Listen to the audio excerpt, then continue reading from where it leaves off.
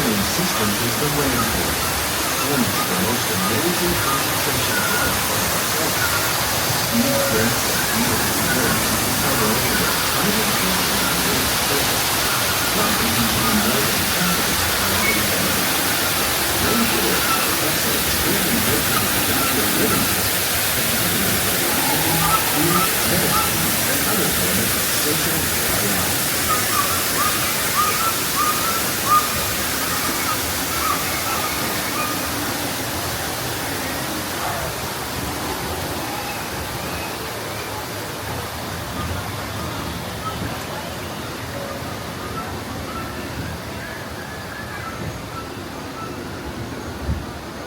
In the desert, nature has created a very different, but no less beautiful living system. And while this arid landscape may seem lifeless, it is very much alive. The plants and animals that have learned to survive in these harsh conditions make use of what little water they can find and avoid the scorching rays of the relentless sun.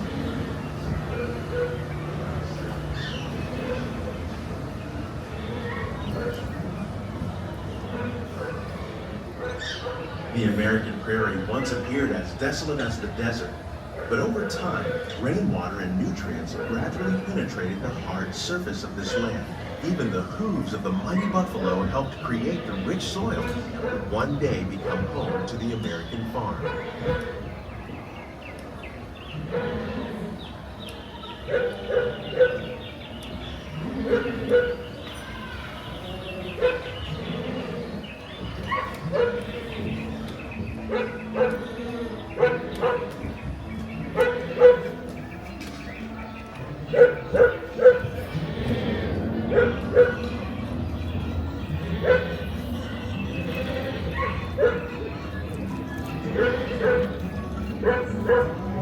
Of all the forces at work on the land, humans have had one of the most profound effects. The need to produce food for a growing world led to the enormous use and sometimes overuse of the land. In our search for more efficient ways to grow food, we often fail to realize the impact of our methods.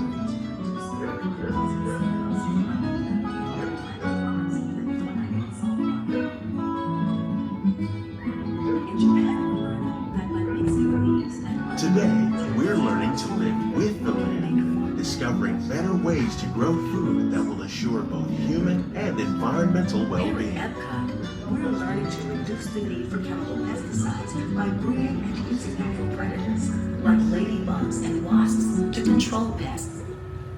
In the farmlands across America, we're learning that by plowing under vegetation containing natural fertilizers, we can enrich the soil without the use of chemicals.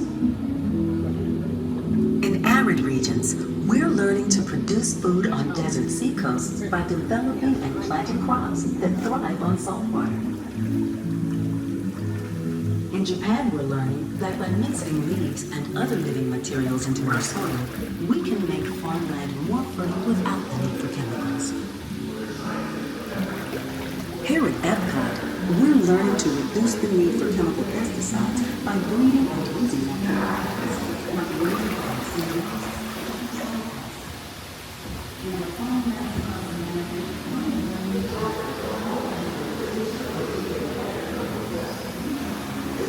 How will we meet tomorrow's growing needs for food production, yet still respect the needs of the land? Some of the answers are being discovered just ahead. To help us maintain these carefully controlled ecosystems, and for your safety, please remain seated in your boat at all times.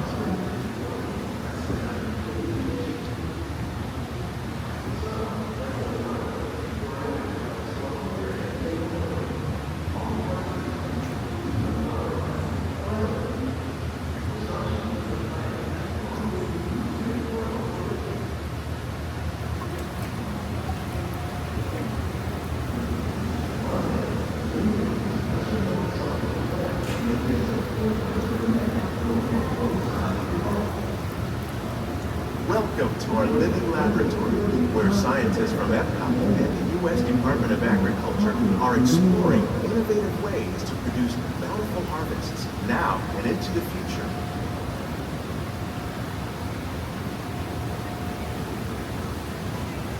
The tropics are home to the greatest diversity of plants on the planet. Many of these, like papaya, bananas, cacao, coffee, and rice, are well known around the world. These are just a few of the edible plants that have been an important source of nutrition for people living in the tropics. Many are rich in vitamins and minerals, while others are well adapted to growing in less than ideal conditions.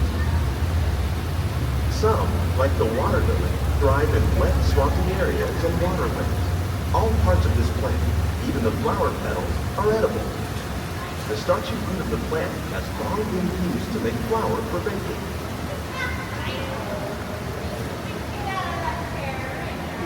One day, many of these lesser-known tropical plants may be as important as the bananas growing on both sides of the boat. More than 28 million tons of bananas are eaten annually, making it the most popular fruit in the world.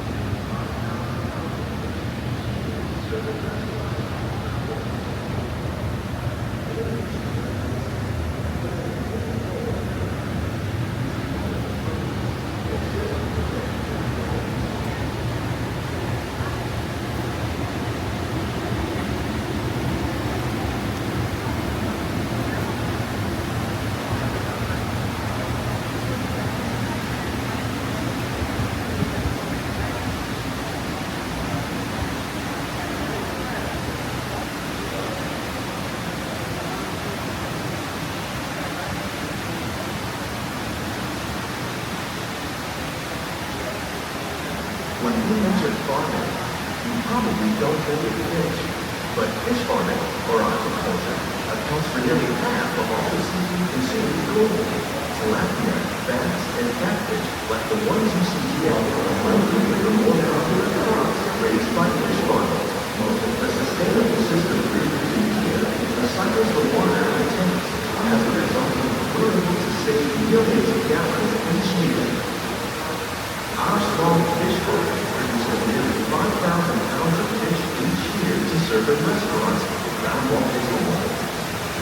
Innovations like this one can play an important role in our efforts to produce powerful harvests and still protect natural resources.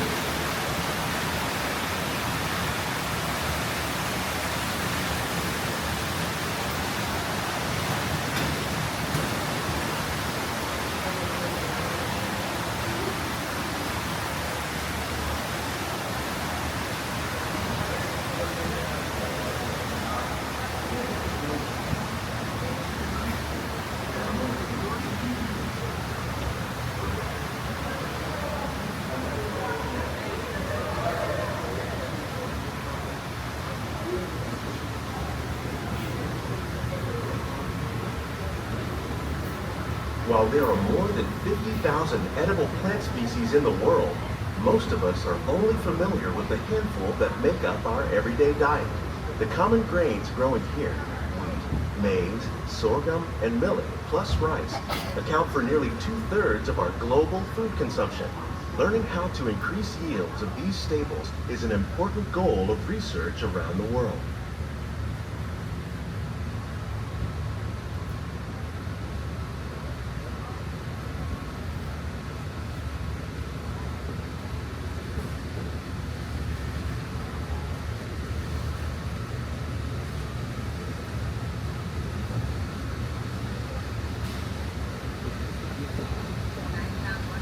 These plants are definitely on their way up. Innovative growing techniques like these increase yields while more efficiently using resources like water, fertilizer, and pesticides. Another innovation at work here is our integrated pest management program. By populating our greenhouses with beneficial insects that prey on harmful pests like aphids and flies, we are significantly reducing our reliance on conventional pesticides. We're growing these crops using our nutrient film system. This technique precisely controls and recycles water and nutrients. With it, we can produce over 27,000 heads of lettuce a year in this one small area.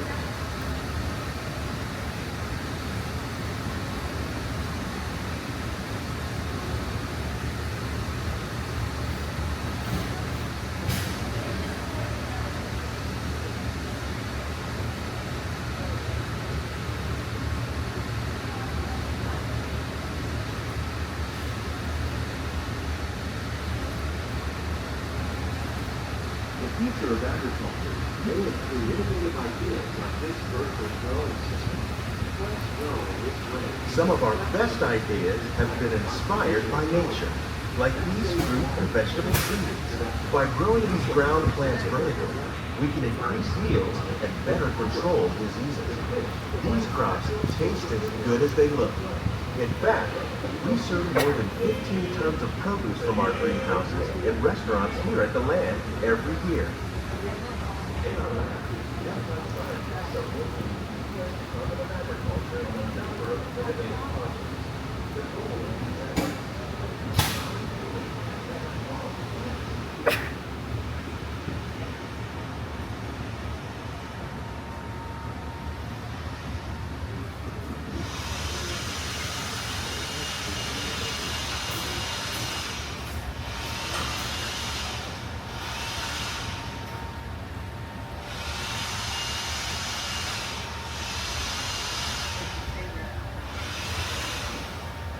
The future of agriculture may include innovative ideas like this vertical growing system. Plants grown in this way use a fraction of the space required by traditional growing methods. That saves water and increases production. The aquaponics system on your left combines hydroponics with aquaculture. The fish provide a natural source of fertilizer for the plants, and the plants help keep the water clean for the fish. It's another great way to produce more while using less. In our lab, EPCOT scientists are working with the U.S. Department of Agriculture on a number of innovative projects. The goal of these efforts is to produce higher yielding and better quality plants. On behalf of Walt Disney World, we hope you've enjoyed this unique journey through our living laboratory. If you'd like a closer look, then check out the behind-the-scenes walking tour. It's a chance for the whole family to get up close and personal with the plants and growing techniques in our laboratory. Please keep your hands and feet inside the room and remain seated until a photo is stopped.